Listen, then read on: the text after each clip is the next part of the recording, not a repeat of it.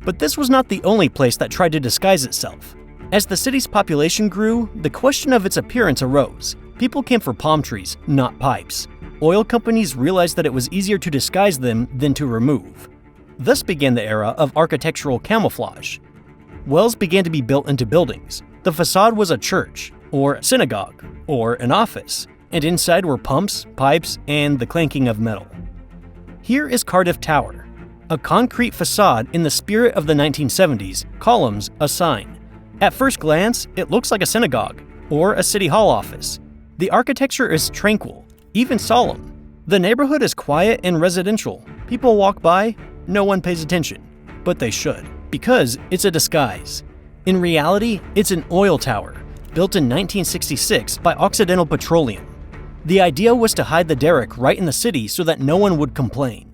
It worked. Inside was a driller on rails. It moves in a circle and serves about 40 wells. It operates around the clock without interruption. In 2001, the building was renovated.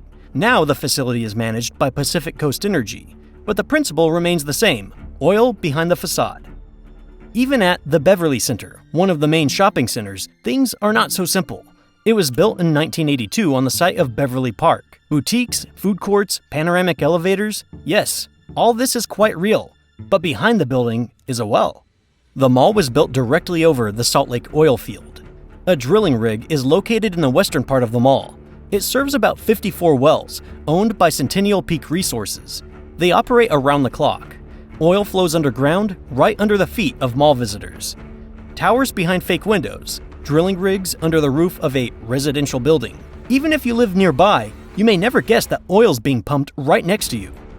The city has learned to hide itself, and it continues to do so to this day.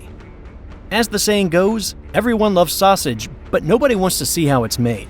The same is true here. Oil is needed, but no one wants to see how it's extracted. This is Los Angeles.